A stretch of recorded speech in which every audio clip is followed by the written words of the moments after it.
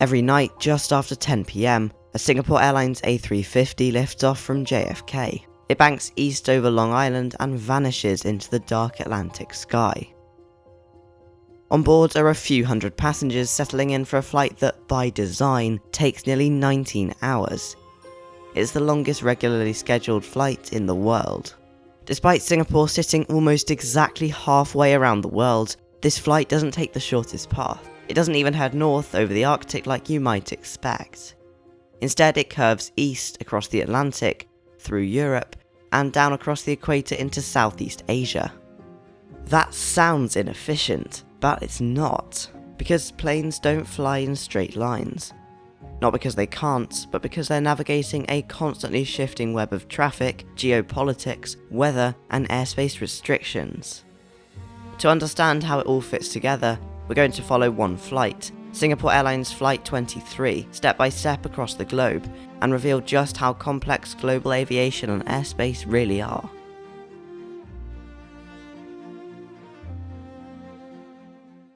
It all starts at Gate A3, Terminal 4 at JFK. The passengers board, the doors close, and at 10:10 PM local time, the A350 pushes back for its 18-hour journey. Around 30 minutes later, the wheels lift off, and the flight path is already being shaped by its first constraint. At a busy airport like JFK, letting aircraft just point themselves at their destination would be chaos. So instead, they follow strict departure procedures known as Standard Instrument Departures or SIDs. These are carefully charted routes that funnel planes away from busy airspace and keep them separated from hundreds of other departures in the region. For Singapore 23, that means an immediate left turn away from Singapore and over the Atlantic. Even just moments after takeoff, the aircraft isn't flying in a straight line. Not because it can't, but because it's following choreography designed to prevent mid-air pileups over New York. In this case, the SID is pretty simple, just a few turns before the aircraft is handed off to en route controllers. But at other airports or on other days, departures can look bizarre. Flights banking in the wrong direction for miles, restricted from climbing, and limited in speed. So by the time Singapore 23 climbs over the Atlantic, it's already entering its second constraint: wind. But before we talk about winds, or really anything else, we need to address a common misconception: that there's such a thing as a straight line on a map. If you've ever opened Google Maps or plotted a flight across the world, it might look like the fastest way from New York to Singapore is to fly straight across the Pacific. But that's only true if you're looking at a flat rectangular map like the Mercator projection, which stretches and distorts landmasses as you move away from the equator. Earth, of course, isn't flat, it's a sphere. And on a sphere, the shortest path between 2 points is called a great circle. A curved arc that bends on flat maps but makes perfect sense when wrapped around a globe. In reality, if you flew directly from JFK to Singapore along a Great Circle route, you'd pass over the Arctic, Russia, and China, a high latitude arc that barely touches the Atlantic at all. But here's the thing, even that Great Circle path isn't what most flights follow. Because while it's the shortest theoretical route, it's not always the fastest or the safest. And the biggest reason for that is wind. High above Earth, powerful ribbons of air called Jetstreams race from west to east. These are narrow bands of fast-moving air, often exceeding 150 knots, that form where air masses meet, typically around 30 to 40,000 feet. And they play a crucial role in how aircraft are routed. Flying with a jet stream means going faster. Flying against one means burning more fuel, taking longer, and often rerouting entirely just to avoid the drag. And that's why long-haul routes are almost never symmetrical. The flight from New York to Singapore follows a completely different path than the one coming back, riding the jet stream over the Pacific instead of fighting it over the Atlantic. On this particular night, the jet stream was flowing fast across the central Atlantic. So instead of heading north into headwinds over the Arctic, Singapore 23 went east, across the Atlantic and through Central Asia, using more favourable wind corridors along the way. The result is a route that's hundreds of miles longer than the Great Circle path, and somehow also faster, cheaper, and more efficient. So while it may look bizarre on a 2D map, snaking through countries that don't seem to be on the way, it makes perfect sense when you stop thinking about where the aircraft is flying to, and start thinking about what it's flying through. So far, this aircraft has followed the winds, but the wind isn't the only thing telling it where to go. To take advantage of the jet stream, flights have to follow strict rules that keep the thousands of other aircraft doing the same thing safely separated. Those rules are called NAT Tracks. Every day, air traffic controllers in Canada and the UK redraw them based on forecasted winds and traffic levels. Each track gets a letter, track A, B, C, and so on, and they're separated about 30 nautical miles apart. The tracks operate westbound during the day and eastbound at night. For a few hours a day, every aircraft crossing the North Atlantic is assigned to one of them. Not the most direct path, but just the one they're told to fly. On the night of July 22nd, those tracks were flowing east, so Singapore 23 hugged the lower edge of the system, using one of the southernmost corridors to cross the Atlantic. These tracks exist because, in this part of the world, radar coverage is limited, but traffic certainly isn't. Thousands of flights cross the Atlantic every day, and communication here is tough. VHF radio is mostly unavailable, so aircraft rely on either lower quality HF radio or increasingly, satellite messaging systems known as CPDLC. CPDLC, or Controller Pilot Data Link Communications, is installed on most modern airliners. It lets the controller send non-urgent messages directly to pilots without relying on unreliable radios. And because the separation is tight in this region, it's safer to funnel everyone through narrow lanes rather than letting each airline pick its own path across the ocean. By the time Singapore 23 exits the Atlantic, it's entering European airspace, where things get even more complicated. Unlike over the ocean, the region is packed with boundaries and structured routes. These airways are the rigid backbone of controlled airspace, predefined corridors that aircraft must follow between waypoints like little roads in the sky. In most of Europe, and in many other parts of the world, air traffic relies heavily on these fixed routes to manage dense traffic. They're built from a network of mostly GPS-defined waypoints, though some traditional navigation aids are still used, which need to be physically constructed on the ground. Each airway has its own altitude bands, directional rules, and minimum separation standards. The result is aircraft in Europe following zigzagging chains of airways, many designed decades ago, sometimes hundreds of miles off the shortest route, just to comply with each country's rules and traffic flow protocols.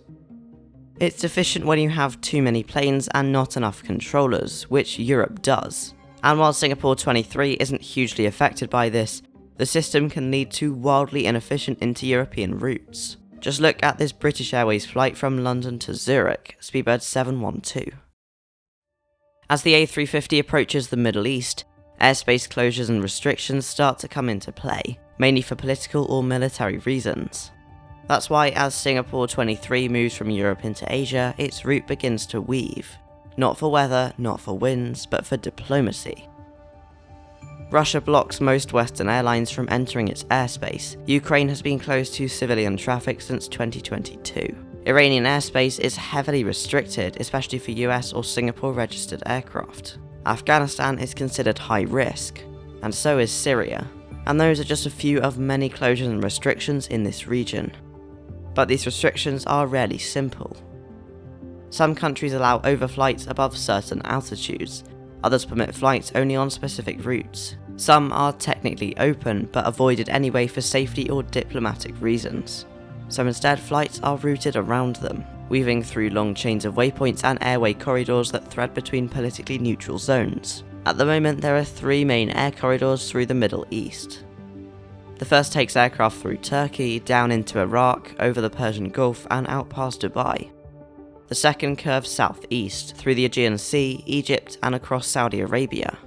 And the third, far less travelled but still viable for airlines like Singapore, threads through Turkey, Armenia, Azerbaijan, Turkmenistan, and crucially, Afghanistan.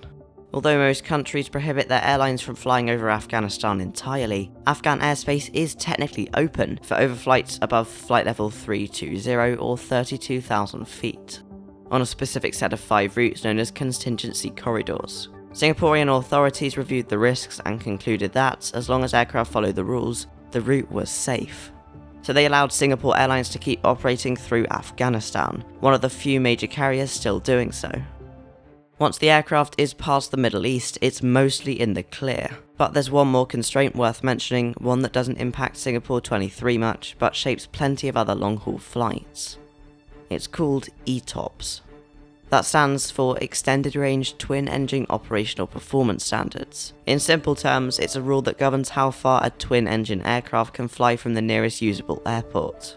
For safety reasons, aircraft must always stay within a certified diversion time, usually between 60 and 180 minutes from a suitable landing site. For older or smaller planes, that can mean hugging coastlines or avoiding vast oceanic stretches altogether. But for newer aircraft like the A350, which has one of the highest ETOPS ratings in the world, it's far less of a concern.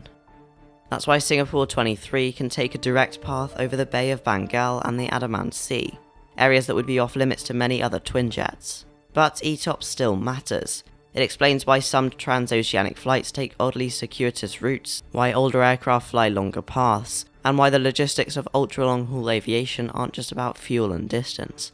They're also about where you can divert and how quickly you can get there. After over 18 hours in the air, Singapore 23 begins its final descent over the South China Sea.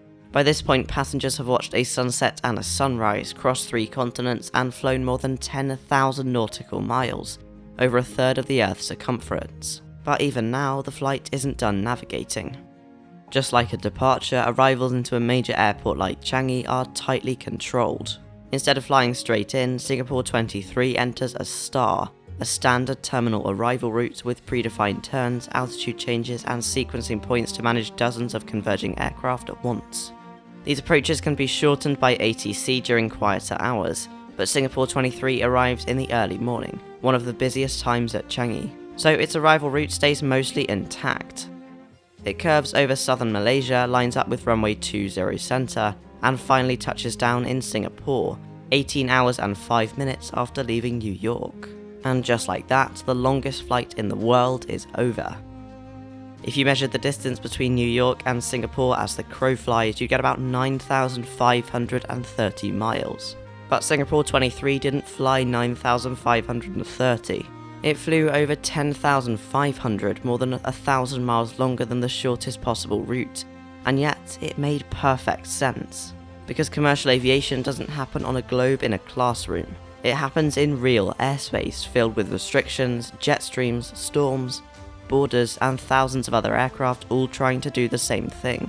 The route this flight took, across the Atlantic, around military airspace, between restricted zones, and through corridors of favourable wind, wasn't random. It was the product of physics, policy, planning, all working together. And that's why planes don't fly in straight lines. Not because they can't, but because flying smart is more important than flying straight.